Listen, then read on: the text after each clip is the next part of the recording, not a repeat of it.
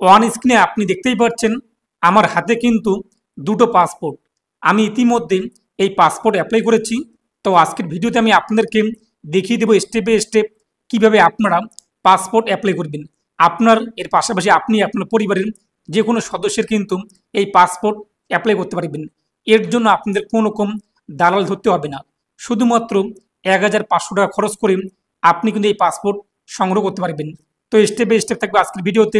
আর আপনি যদি এখনও পর্যন্ত ভিডিওতে লাইক না করে থাকেন অবশ্যই লাইক করে দেবেন, পাশাপাশি চ্যানেল সাবস্ক্রাইব করে পাশের বেল আইকন ক্লিক করে সঙ্গে রাখবেন পরবর্তী ভিডিও সবার আগে পাওয়ার জন্য।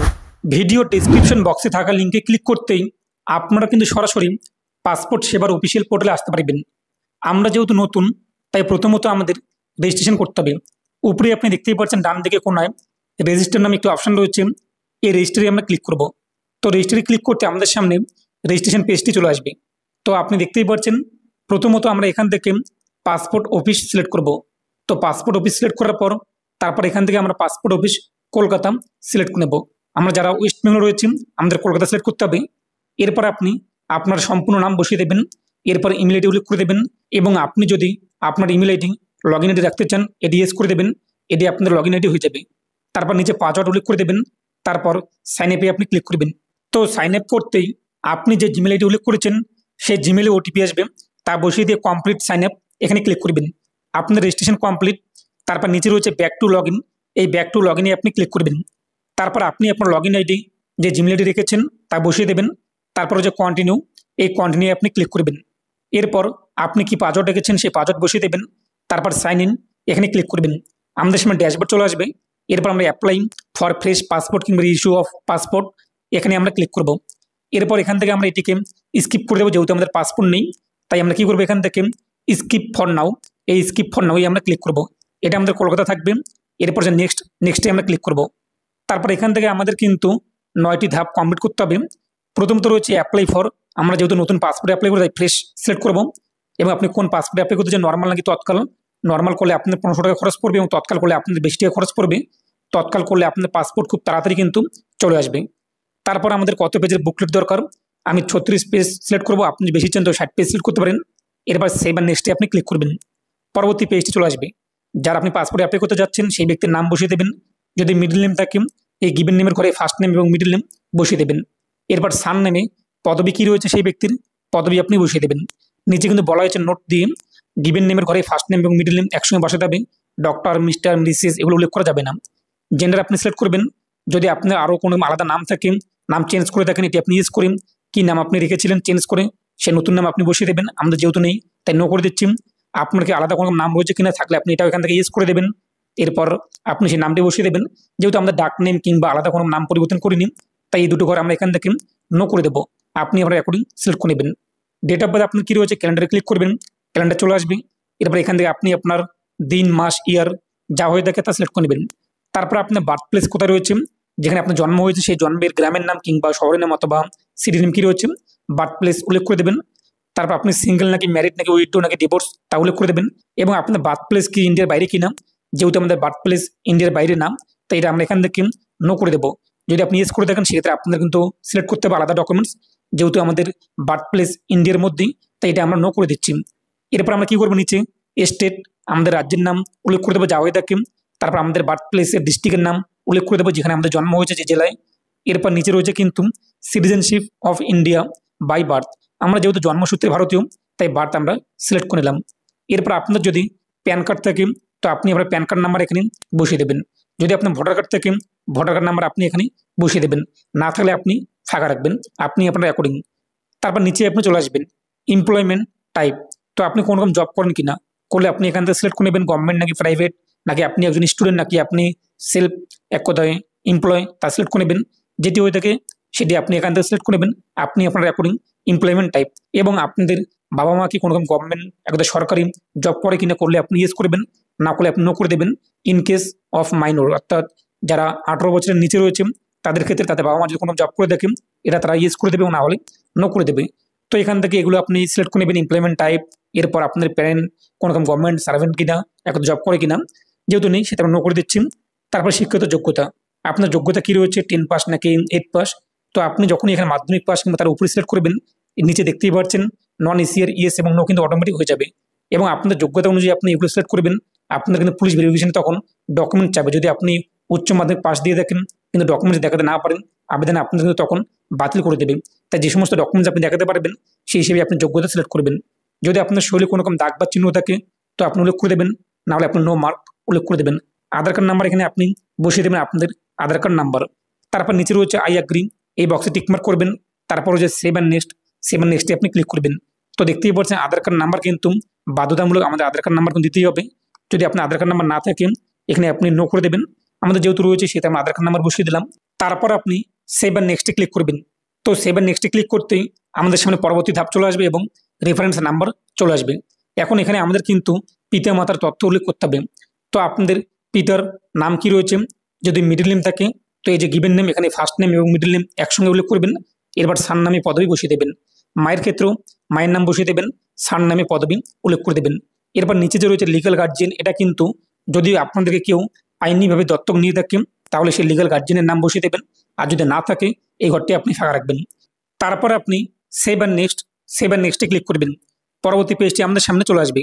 বলা হয়েছে আপনাদের বর্তমান ঠিকানা কি ইন্ডিয়ার বাইরে কিনা। যেহেতু আমাদের বর্তমান ঠিকানা ইন্ডিয়ার বাইরে না, তাই এটা আমরা নো করে দেব। এরপর এখানে আপনি আপনার বাড়ির নাম্বার এবং রাস্তার নাম উল্লেখ করে দেবেন অথবা গ্রামের নাম বসিয়ে দেবেন। তারপর নিচে আপনি আপনার ভিলেজ কিংবা টাউন বা সিটি কী রয়েছে তা উল্লেখ করে দেবেন। তারপর আপনার পিনকোড কত রয়েছে তা উল্লেখ করে দেবেন। এরপর আপনাদের স্টেট কী রয়েছে, ডিস্ট্রিক্ট কী রয়েছে, পুলিশ স্টেশন কী রয়েছে, এগুলো আপনি সিলেক্ট করে নেবেন। এই যে প্রেজেন্ট অ্যাড্রেস, এই অ্যাড্রেসে আপনাদের কিন্তু পুলিশ ভেরিফিকেশন হবে। এখানে আপনি যে থানা সিলেক্ট করবেন সেই থানায় কিন্তু আপনাদের পুলিশ ভেরিফিকেশনের জন্য ডাকা হবে। তখন আপনি এখানে ডকুমেন্টস নিয়ে যেতে হবে। আধিকারিক ফোন করে আপনাদেরকে জানিয়ে দেবে কোন কোন ডকুমেন্টসের প্রয়োজন পড়বে। তারপর নিচে আপনি আপনার মোবাইল নাম্বার বসিয়ে দেবেন উইদাউট কান্ট্রি কোড, অর্থাৎ +91 এগুলো উল্লেখ করতে হবে না। সরাসরি 10 সংখ্যার মোবাইল নাম্বার আপনি এখানে বসিয়ে দেবেন। এরপর টেলিফোন নাম্বার আমাদের যেহেতু নেই তাই ফাঁকা রাখবো। তারপর যে ইমেল আইডি, এখানে আপনি আপনার ইমেল আইডি বসিয়ে দেবেন। এই ইমেল আইডিতে আপনি কিন্তু বাকি আপডেটগুলো পেয়ে যাবেন, পাসপোর্ট কতদূর পর্যন্ত রয়েছে, কি পর্যায়ে রয়েছে ইত্যাদি বিষয়গুলো। এবং আপনাদের কি পার্মানেন্ট অ্যাড্রেস রয়েছে কিনা, অর্থাৎ স্থায়ী ঠিকানা রয়েছে কিনা, যদি থাকে এটি ইয়েস করবেন। এরপর যদি আপনাদের প্রেজেন্ট অ্যাড্রেস এবং পার্মানেন্ট অ্যাড্রেস একই হয়ে থাকে এটি ইয়েস করে দেবেন। যদি আলাদা হয়ে থাকে নো করে আপনি আপনার স্থায়ী ঠিকানা বসিয়ে দেবেন। আমাদের প্রেজেন্ট অ্যাড্রেস এবং পার্মানেন্ট অ্যাড্রেস একই রয়েছে তাই এটা আমরা ইয়েস করে দিলাম। তারপর সেভ অ্যান্ড নেক্সটে আমরা ক্লিক করবো। একটি পপ আসবে ওকেতে ক্লিক করব। পরবর্তী পেজটি চলে আসবে। পরবর্তী পেজে ইমার্জেন্সি কন্ট্যাক্ট নাম্বার উল্লেখ করতে হবে। আপনি এখানে আপনার পরিবারের কিংবা আপনার বন্ধু বান্ধব আত্মীয় স্বজন ইত্যাদি যে কোনো একজন ব্যক্তির নাম এবং address, mobile number, email ID বসিয়ে দেবেন। কেননা যদি আপনাদেরকে ফোন করে না পেয়ে থাকে আধিকারিকরা সেই নাম্বারে, তাহলে এই নাম্বারে কিন্তু কন্ট্যাক্ট করে আপনাদের সঙ্গে যোগাযোগ করবে, তা উল্লেখ করে দেবেন। এরপর যে সেভ অ্যান্ড নেক্সটে আপনি ক্লিক করবেন। পরবর্তী পেজটি চলে আসবে। এখান থেকে আমরা 3টি ঘরে নো করে দেবো, যেহেতু আমাদের পাসপোর্ট হোল্ড করা হয়নি কিংবা ইত্যাদি কোনো সমস্যা নেই। তাই 3টি ঘরে আমরা এখান থেকে নো, এরপর ডিটেলস নট অ্যাভেলেবেল, এরপর নিচের ঘরটিও আমরা নো করে দিচ্ছি যেহেতু আমরা পাসপোর্ট আগে অ্যাপ্লাই করিনি। তারপর হচ্ছে সেভ অ্যান্ড নেক্সটে আমরা ক্লিক করব। পরবর্তী পেজটি আমাদের সামনে চলে আসবে। এখান থেকে আপনি সমস্ত টার্মস অ্যান্ড কন্ডিশন পড়ে নেবেন আর সমস্ত ঘরে আপনি নো করে দেবেন। এখানে কিন্তু বলা হয়েছে যে কোর্ট থেকে আপনাদেরকে কি দেশের বাইরে যাওয়া বারণ রয়েছে, আপনার নামে মামলা রয়েছে ইত্যাদি। যেহেতু কোনো কিছু আমাদের নামে নেই তাই এখান থেকে আমরা সমস্ত ঘর নো করে দেবো। আপনি সমস্ত বক্স এখান থেকে নো করে দেবেন। তো এখান থেকে আপনি দেখে নেবেন, চাইলে আপনারা পড়ে নিতে পারেন। তারপর সেভ অ্যান্ড নেক্সটে আপনি ক্লিক করবেন। এরপর পরবর্তী পেজটি চলে আসবে পাসপোর্টের প্রিভিউ। এখানে আপনি ভালোভাবে মিলিয়ে নেবেন যে পাসপোর্টের আপনার নামের বানান থেকে শুরু করে ডেট অফ বার্থ, অ্যাড্রেস ইত্যাদি ঠিকঠাক রয়েছে কিনা। যদি ঠিকঠাক থাকে তাহলে আপনি ফাইনাল সাবমিট করে দেবেন। তো দেখতেই পাচ্ছেন আপনার পাসপোর্টের ফ্রন্ট পেজ, যেখানে আপনার ফটো এবং নিচে সিগনেচার এবং এই অ্যাড্রেসগুলো শো করা থাকবে। এরপর পিছনের পেজে পাসপোর্টের যেখানে আপনার গার্জিয়ান নেম, এরপর মাদার্স নেম, যদি ম্যারিটাল স্ট্যাটাস ইএসডি করে থাকেন সেক্ষেত্রে স্বামী বা স্ত্রীর নাম শো হবে। এরপর আপনাদের অ্যাড্রেস শো হবে। এই বক্সে আপনি টিকমার্ক করবেন, সেভ অ্যান্ড নেক্সটে আপনি ক্লিক করবেন। এর পরবর্তী পেজটি চলে আসবে। বলা হয়েছে আপনার কিন্তু ডকুমেন্টস এখানে উল্লেখ করতে হবে, একটি বার্থ প্রুফ আর একটি কিন্তু অ্যাড্রেস প্রুফ। এই যে বার্থ প্রুফ এক কথায় জন্মের প্রমাণপত্র এবং ঠিকানার প্রমাণপত্র, এগুলো আপনাদের কিন্তু নিকটবর্তী পাসপোর্ট সেবা কেন্দ্র কিংবা পাসপোর্ট অফিসে নিয়ে যেতে হবে, অরিজিনাল এবং জেরক্স। তো এখান থেকে আপনি বার্থ প্রুফ কোন ডকুমেন্টস দিতে চান তো দেখতেই পাচ্ছেন লিস্ট রয়েছে। যদি আপনার জন্ম সার্টিফিকেট থাকে সেটি আপনি সিলেক্ট করতে পারেন, ড্রাইভিং লাইসেন্স থাকলে সেটি আপনি সিলেক্ট করতে পারেন, কিংবা ভোটার কার্ড থাকলে সেটি আপনি সিলেক্ট করতে পারেন, কিংবা প্যান কার্ড থাকলে সেটি আপনি সিলেক্ট করতে পারেন, কিংবা আপনাদের এলআইসি কিংবা কোনো রকম ইন্স্যুরেন্স পলিসি থাকে সেটি আপনি সিলেক্ট করতে পারেন, কিংবা আপনাদের স্কুল লিভিং সার্টিফিকেট কিংবা মাধ্যমিকের অ্যাডমিট কার্ড কিংবা মাধ্যমিক পাস সার্টিফিকেট যেটি রয়েছে সেটি আপনি এখান থেকে সিলেক্ট করে নেবেন। তারপর একটি অ্যাড্রেস প্রুফ আপনি এখানে সিলেক্ট করে নেবেন, আধার কার্ড, রেশন কার্ড কিংবা আপনাদের যা যা ডকুমেন্টস দেখতেই পাচ্ছেন যেটি যেটি রয়েছে আপনার কাছে যে কোনো একটি আপনি এখান থেকে সিলেক্ট করে নেবেন। তারপর নিচের বক্সে আই অ্যাগ্রি, এই বক্সে টিকমার্ক করবেন। তারপর আপনার প্লেস অর্থাৎ জায়গার নাম বসিয়ে দেবেন, ডেট শো হয়ে যাবে যে ডেটে আপনি অ্যাপ্লাই করবেন। তারপর হচ্ছে সেভে ক্লিক করবেন। তো সেভে ক্লিক করতে আবেদন কিন্তু সেভ হয়ে যাবে। এরপর হচ্ছে ওকেতে ক্লিক করবেন। তারপর হচ্ছে কিন্তু প্রিভিউ, এই প্রিভিউ ক্লিক করে আপনি দেখে নেবেন আপনাদের আবেদনের প্রিভিউ ঠিকঠাক রয়েছে কিনা। যদি মনে হয় আপনার সব কিছু ঠিকঠাক রয়েছে তাহলে আপনি এটি ক্লোজ করে ফাইনাল সাবমিট করে দেবেন। যদি মনে হয় ভুল হয়েছে সেটা আপনি এডিট কিন্তু করতে পারবেন। তো আমরা ঠিকঠাক রয়েছে এটা আমরা এখানে ক্লোজ করে দিচ্ছি। তারপর যে সাবমিটে আমরা ক্লিক করব। তো সাবমিটে ক্লিক করতে আমাদের আবেদন কিন্তু কমপ্লিট। এখন আমাদের পেমেন্ট করতে হবে। এই যে পে অ্যান্ড শিডিউল অ্যাপয়েন্টমেন্ট, এখানে আমরা ক্লিক করব। অনেক সময় এমনও হতে পারে আপনাদের এখান থেকে ব্যাক চলে আসলো কিংবা লগ আউট হয়ে গেল, তো আপনি আবার লগ ইন করবেন। এরপর হোমে ক্লিক করবেন অথবা মাই অ্যাপ্লিকেশনে ক্লিক করেন, এরকম পেজ চলে আসবে। এই যে 3 ডট এখানে ক্লিক করবেন, ভিএ ক্লিক করবেন। এরপর চলে আসবে পে অ্যান্ড শিডিউল অ্যাপয়েন্টমেন্ট, দেখতেই পাচ্ছেন। এরপর পে অ্যান্ড শিডিউল অ্যাপয়েন্টমেন্টে ক্লিক করবেন। তারপর পাসপোর্ট সেবা কেন্দ্র আপনি সিলেক্ট করবেন, কোন পাসপোর্ট সেবা কেন্দ্রে গিয়ে আপনি ফটো তুলতে চাচ্ছেন। আপনাদের যে ফার্স্ট স্টেপ পাসপোর্ট সেবা কেন্দ্রে কিন্তু যেতে হবে। তো এখান থেকে আপনি পাসপোর্ট সেবা কেন্দ্র সিলেক্ট করবেন আপনার নিকটবর্তী এবং দেখে নেবেন যে কোন ডেটগুলো অ্যাভেলেবেল রয়েছে। এর পাশাপাশি ক্যালেন্ডারে ক্লিক করে আপনি দেখতে পারবেন কোন কোন ডেটগুলো ফাঁকা রয়েছে এবং অ্যাভেলেবেল রয়েছে। তো এখান থেকে আপনি তা সিলেক্ট করে নেবেন। এরপর আপনাদের কিন্তু পেমেন্ট করতে হবে। পেমেন্ট করার জন্য নিচে রয়েছে কিন্তু মেক পেমেন্ট, এই মেক পেমেন্টে আপনি ক্লিক করবেন। এরপর ওকে এখানে ক্লিক করবেন। দেখতেই পাচ্ছেন যেহেতু আমরা নর্মাল পাসপোর্ট অ্যাপ্লাই করবো 1500 টাকা আমাদের পেমেন্ট করতে হবে। তো এখানে পেমেন্টের অপশন শো হবে এবং নিচে আপনি দেখতেই পাচ্ছেন বলা হয়েছে যদি আপনাদের টাকা কেটে নেয় এবং পেন্ডিং চলে আসে সেক্ষেত্রে আপনি ভেরিফাই ক্লিক করতে সেটি ভেরিফাই হয়ে যাবে। ফেল চলে আসলে এবং টাকা যদি কেটে নেন আপনি 7 ওয়ার্কিং ডেজ অপেক্ষা করবেন, টাকা আপনার ব্যাংকে কিন্তু রিটার্ন চলে আসবে। তারপরে যদি টাকা আপনাদের ব্যাংকে রিটার্ন না আসে তো এখানে আপনি দেখতেই পাচ্ছেন নাম্বার হচ্ছে হেল্পলাইন নাম্বার, সেই নাম্বারে কল করতে পারবেন, মেল করতে পারবেন। তারপর আপনি পে নাও, এই পে নাওয়ে ক্লিক করবেন। তো পে নাওয়ে ক্লিক করতে আমাদের সামনে কিন্তু পেমেন্টের গেটওয়ে চলে আসবে। এরপর এখান থেকে আপনি এসবিআই ক্রেডিট কার্ড কিংবা নেট ব্যাঙ্কিং কিংবা ইউপিআই আইডি সিলেক্ট করতে পারেন। তো আপনি আপনার অ্যাকর্ডিং এরপর এখান থেকে যে মাধ্যম সিলেক্ট করতে চান সেটি সিলেক্ট করবেন, কনফার্মে ক্লিক করবেন। তারপর আপনাদের সামনে পেমেন্টের মাধ্যম ইউপিআই আইডি কিংবা কিউআর কোড কিংবা debit card credit card number যেটি আপনি সিলেক্ট করবেন তা চলে আসবে। পেমেন্টে আপনি করে দেবেন। তো পেমেন্ট হয়ে গেলে আপনি আবার হোম পেজে চলে আসবেন। হোম পেজে আসার পর আপনি দেখতেই পাচ্ছেন পেমেন্ট সাকসেস চলে আসবে। 3 ডটে ক্লিক করে ভিএ ক্লিক করবেন। এরপর এখান থেকে আপনি আপনার অ্যাপ্লিকেশন কপি প্রিন্ট করে নেবেন। তো অ্যাপ্লিকেশন কপিতে আপনি দেখতে পারবেন ব্যাচ নাম্বার, এরপর আপনাদের পাসপোর্ট সেবা কেন্দ্র এর নাম থেকে শুরু করে টাইমিং ইত্যাদি সমস্ত কিছু।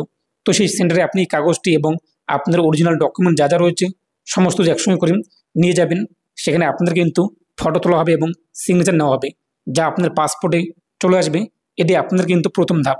এরপর আপনাদের পুলিশ ভেরিফিকেশনের জন্য ডাকা হবে নিকটবর্তী থানা থেকে। প্রেজেন্ট অ্যাড্রেসে আপনি যে থানা এবং ডিস্ট্রিক্ট স্টেট সিলেক্ট করেছেন সেই প্রেজেন্ট অ্যাড্রেসের থানায় কিন্তু পুলিশ ভেরিফিকেশন আপনাদের হবে এবং সেখানে আপনার ডকুমেন্টসগুলো নিয়ে যেতে হবে। আধিকারিক আপনাদেরকে বলবে কোন কোন ডকুমেন্টস লাগে এবং সেই সমস্ত ডকুমেন্টস আপনাদের কিন্তু নিয়ে যেতে হবে। যদি আপনার ডকুমেন্টস নিয়ে এক্সট্রা একটি ভিডিও চান অবশ্যই কমেন্টে জানাবেন। আমি আপনাদেরকে পরবর্তী ভিডিওতে জানিয়ে দেবো যে পুলিশ ভেরিফিকেশন করার সময় আমাদের কোন কোন ডকুমেন্টসগুলোর প্রয়োজন পড়ে। যেহেতু এই ভিডিওটি অনেক লম্বা হয়েছে পরবর্তী ভিডিওতে আমরা সেই নিয়ে আলোচনা করব। যদি আপনাদের প্রয়োজন পড়ে অবশ্যই কমেন্টে জানাবেন যে পুলিশ ভেরিফিকেশন নিয়ে একটি ভিডিও বানানোর ডেডিকেটেড আমি আপনাদের বানিয়ে দেবো। তো এই ছিল আজকের আপডেট। এ নিয়ে আপনার মতামত কমেন্টে পেশ করবেন আর ভিডিওটা অবশ্যই বেশি বেশি প্রত্যেককে জানিয়ে দেবেন।